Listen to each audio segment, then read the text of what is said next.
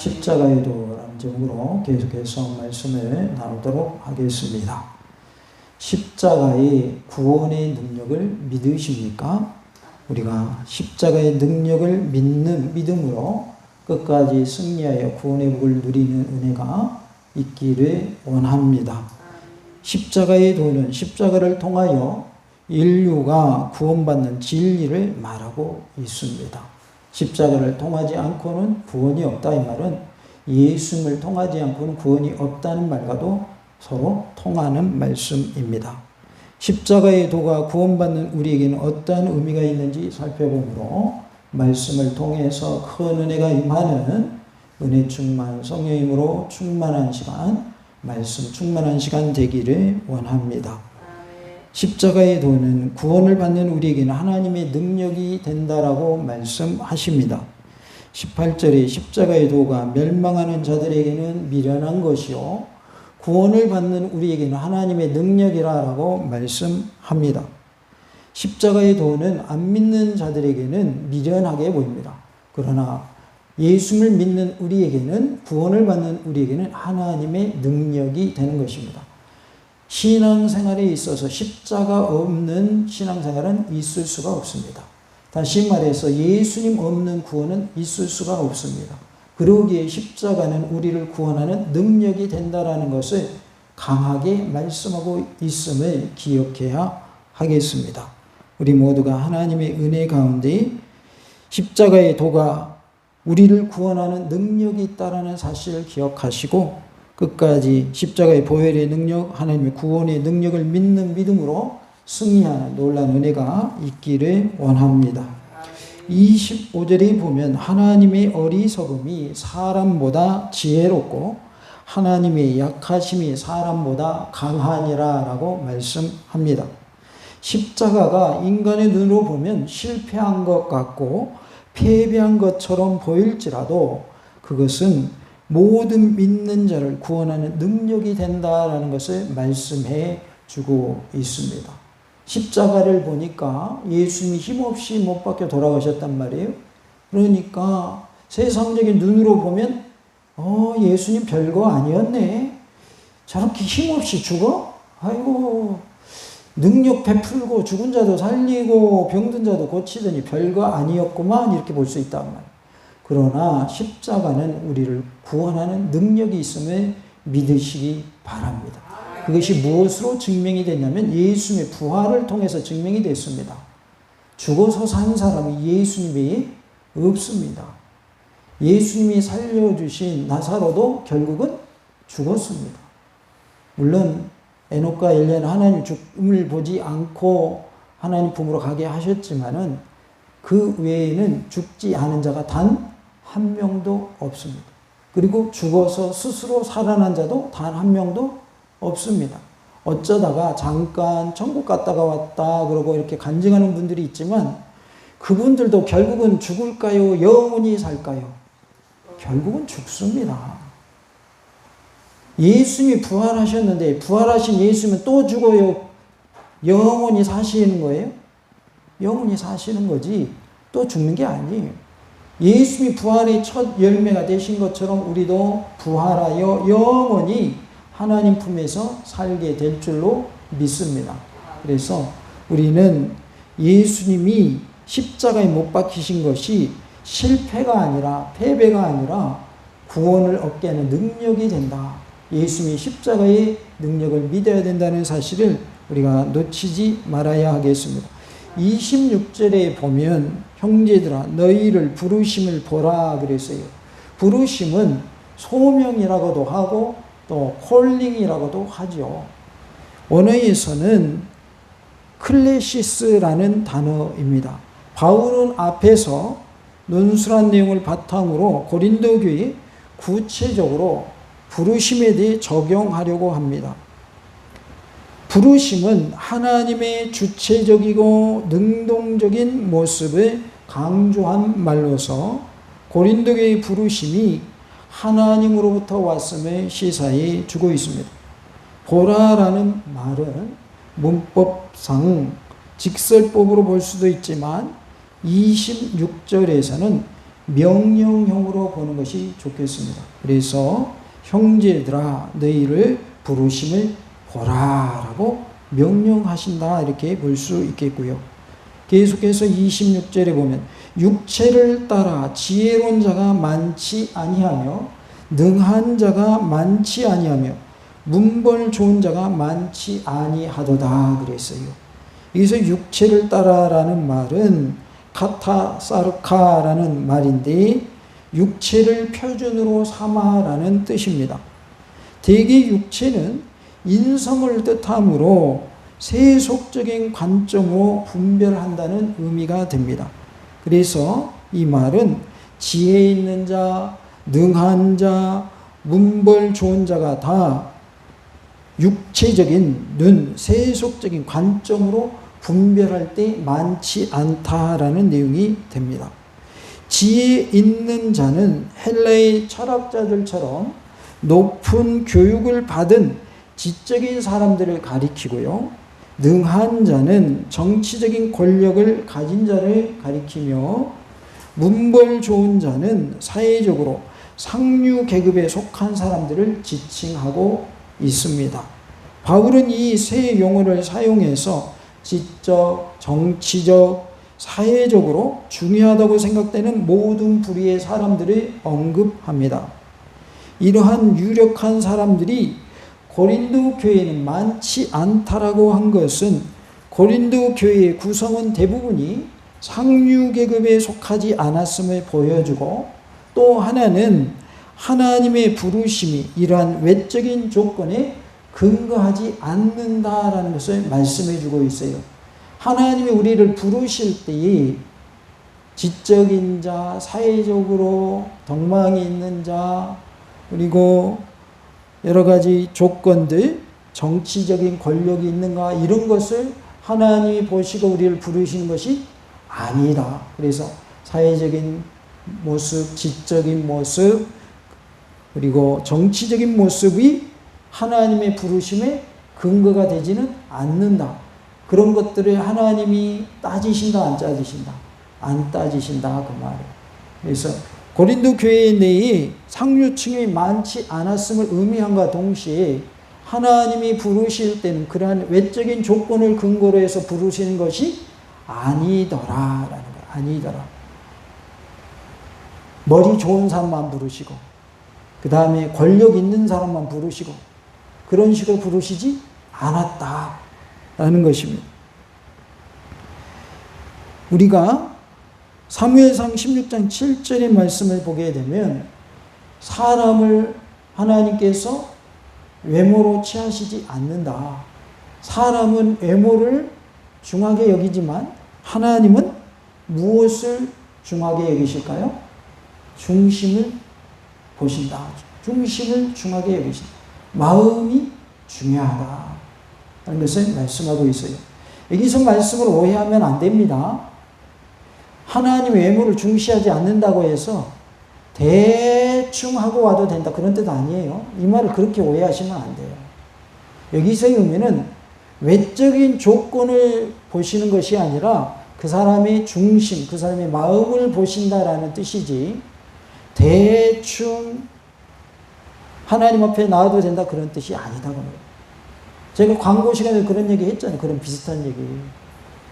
하나님 중심의 신앙생활을 해야지 인간 중심의 신앙생활을 하면 안 된다. 편의주의로 가면 안 된다. 똑같은 내용이에요. 우리가 외적인 조건이 훌륭하니까 하나님 나를 불러주신 것이 아니라 그런 거 따지지 아니하시고 지적인 부분, 사회적인 부분, 여러 가지 부분들을 하나님이 따지지 아니하시고 불러주셨다. 라는 것을 말씀하고 있어요. 이것이 하나님의 은혜인 줄로 믿습니다. 내가 지식이 풍부하고 또 사회적으로 권력이 있고 덕망이 있고 이러한 부분들을 보시고 하나님 나를 부르신다고 한다면 과연 몇 명이나 하나님의 백성의 자격 조건을 갖춘 사람이 될까요?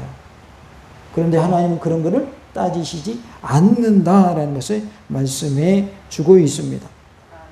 27절에 그러나 하나님께서 세상의 미련한 것들을 택하사 지혜 있는 자들을 부끄럽게 하려 하시고 세상의 약한 것들을 택하사 강한 것들을 부끄럽게 하려 하시며 라고 말씀합니다.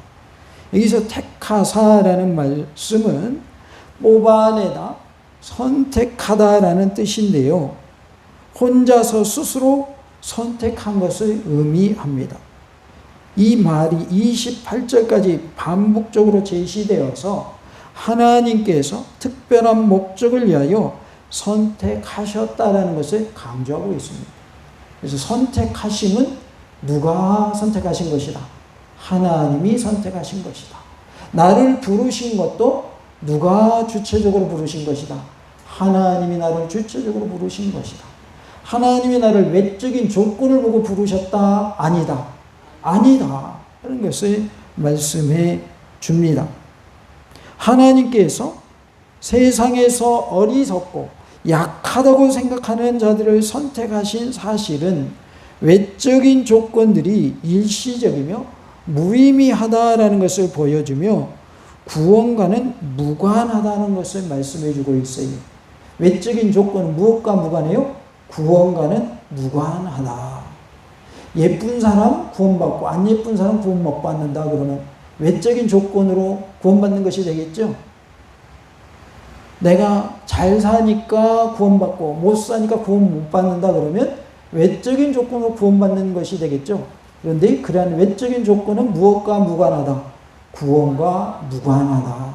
그래서 남녀노소 구분 없이 빈부귀천 지위고하 구분 없이 하나님이 부르신 자들은 다 구원함을 얻게 주셨다는 것을 말씀해 주고 있습니다.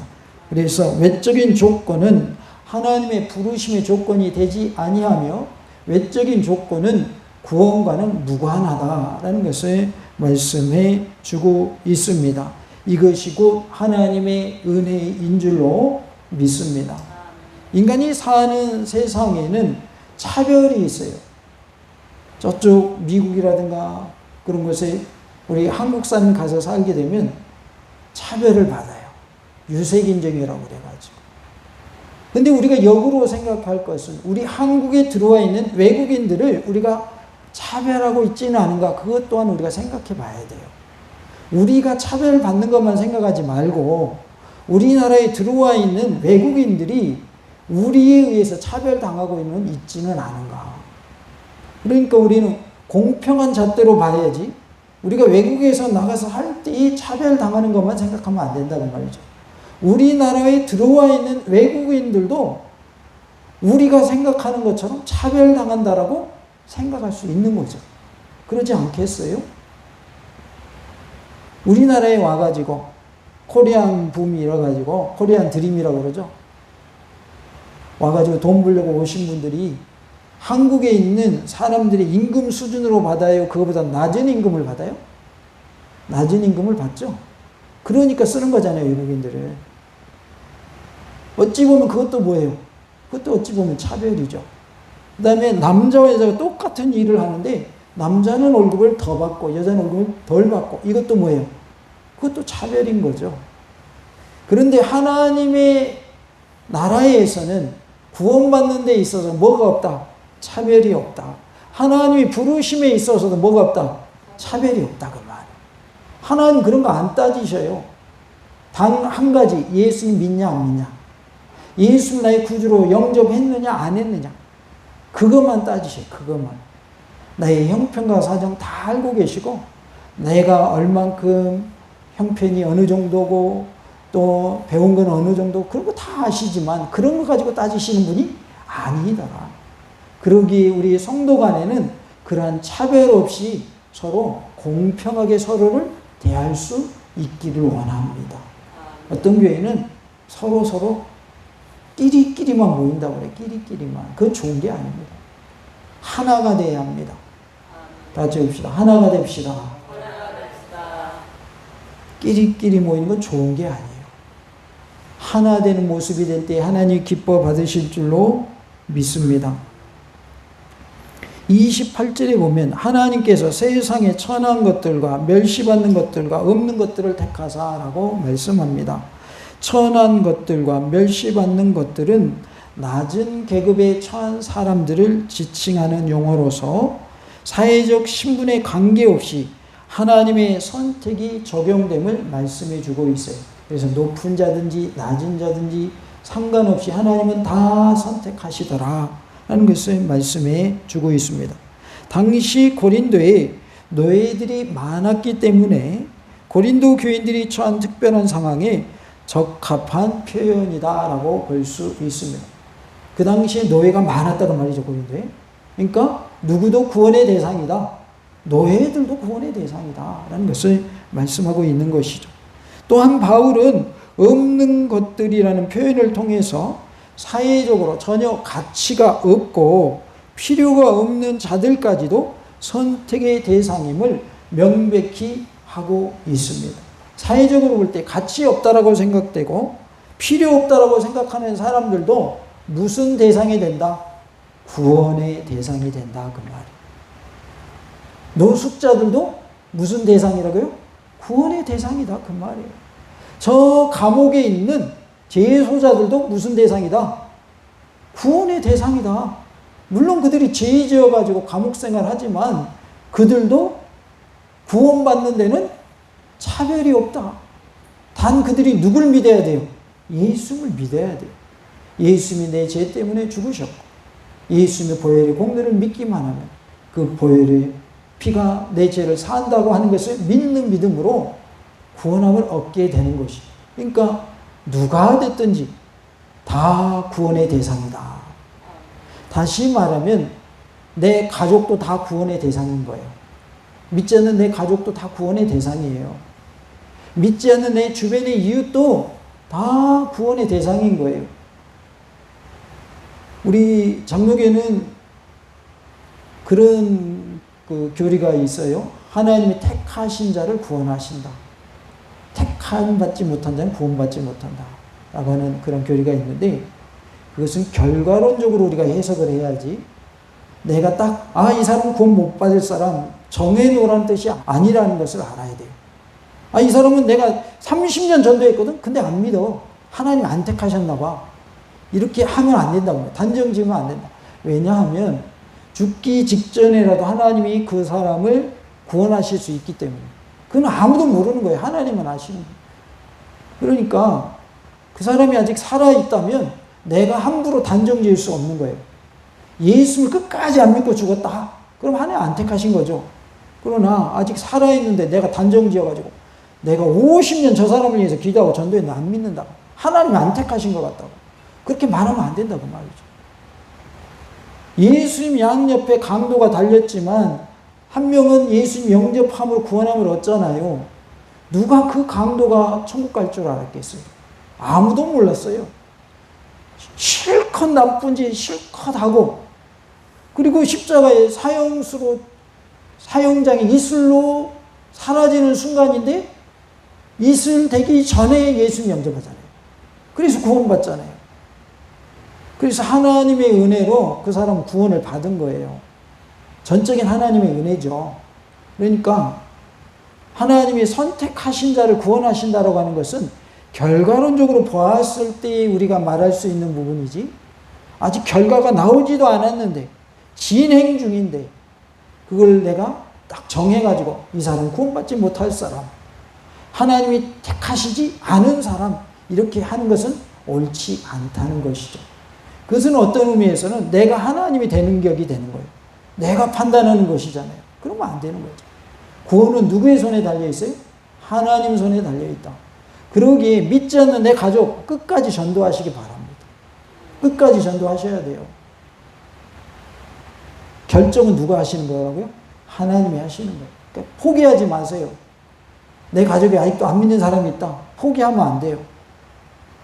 끝까지 우리는 하나님께 구해야 돼요. 하나님, 내 부모님, 내 배우자, 내 자녀, 내 손자, 손녀, 내 후손들 다 구원받기를 원합니다.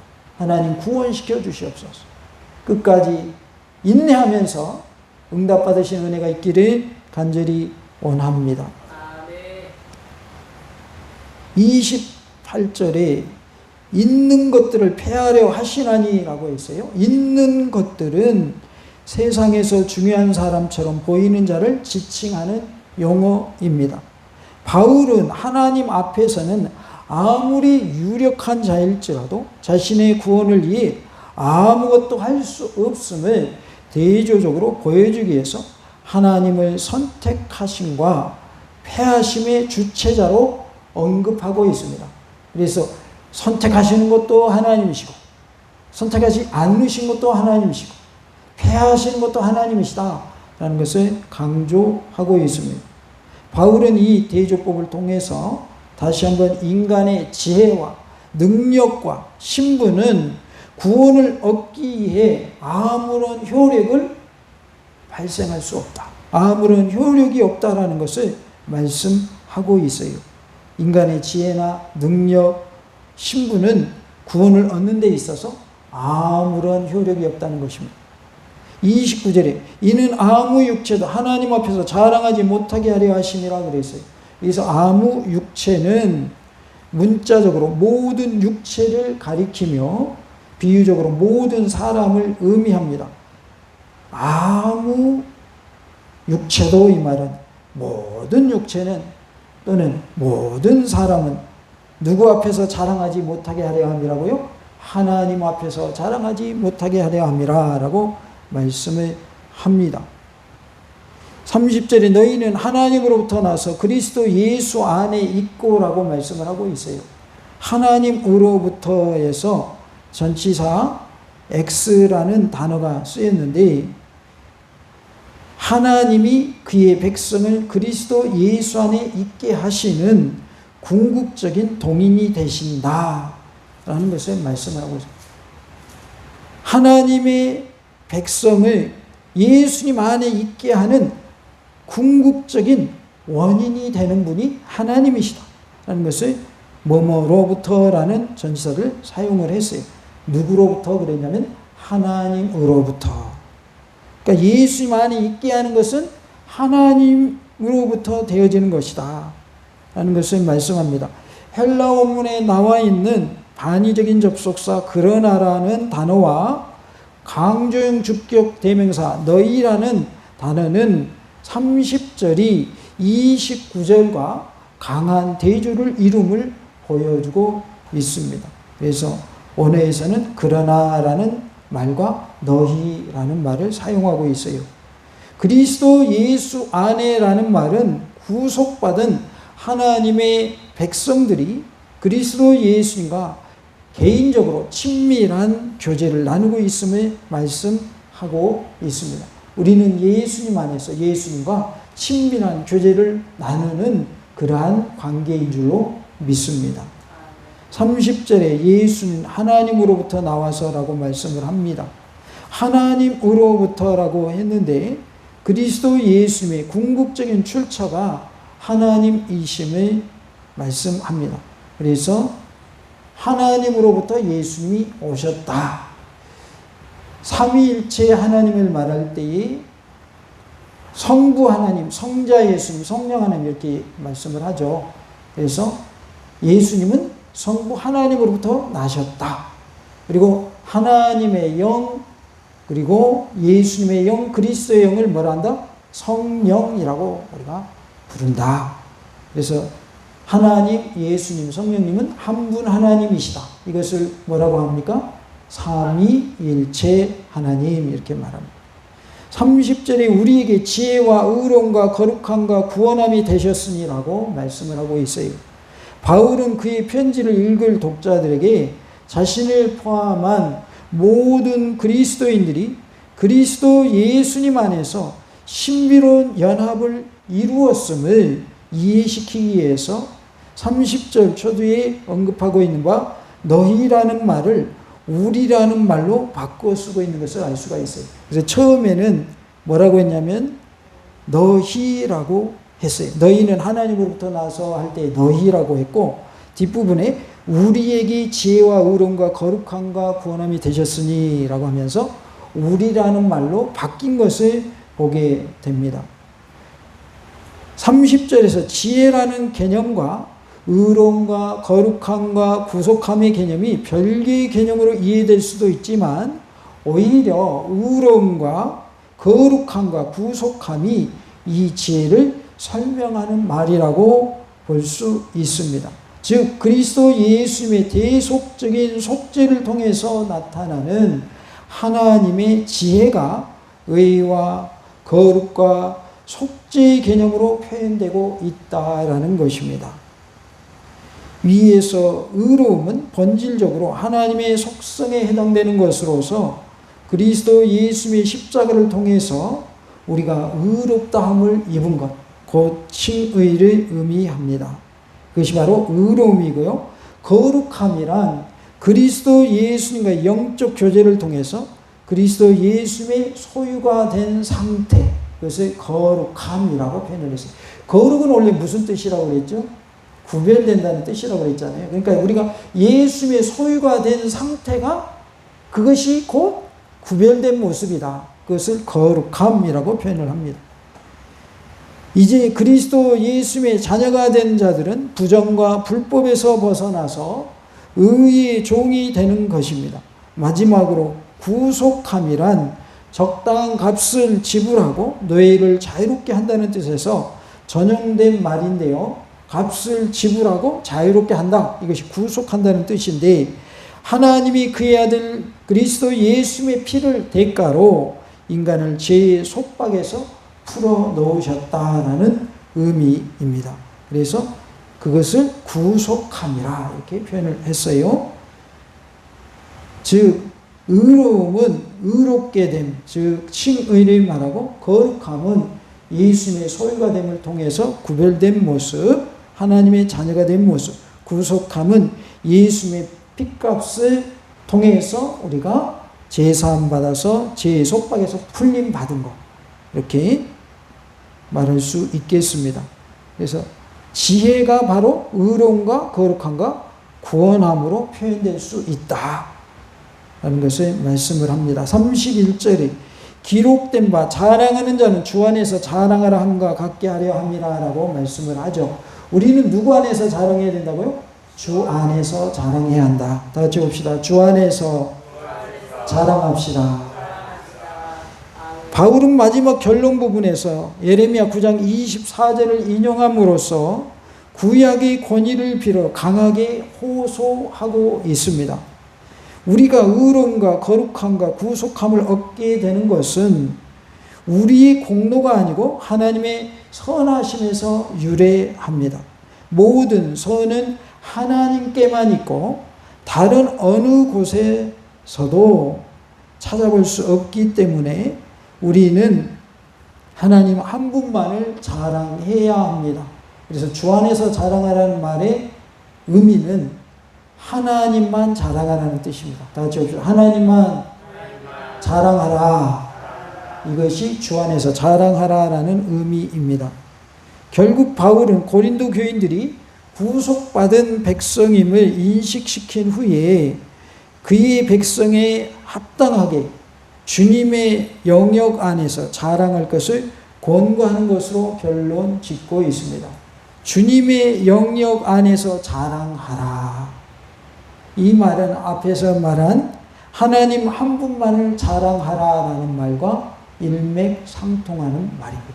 주님의 영역 안에서 자랑하시기 바라고 하나님 한 분만을 자랑하시는 삶이 되기를 원합니다. 이것은 곧 하나님께만 영광 돌리라 라는 말씀과도 서로 통하는 말씀입니다. 다 같이 합시다. 하나님께만 영광 돌립시다. 이것이 주 안에서 자랑하라 라는 뜻이에요.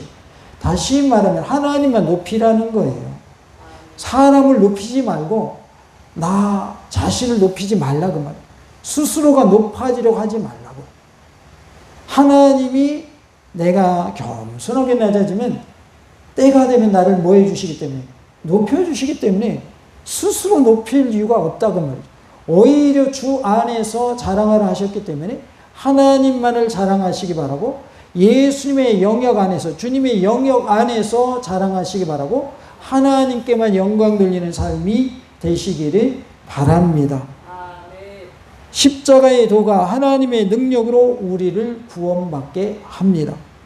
우리 모두가 십자가의 보혈의 능력, 하나님의 구원의 능력을 믿는 믿음으로 끝까지 승리하여서 구원의 복을 누리는 놀란 은혜가 있기를 간절히 원합니다. 다 같이 합시다. 십자가의 보혈의 능력을 믿는 믿음으로 끝까지 승리하여 구원의 복을 누립시다. 할렐루야.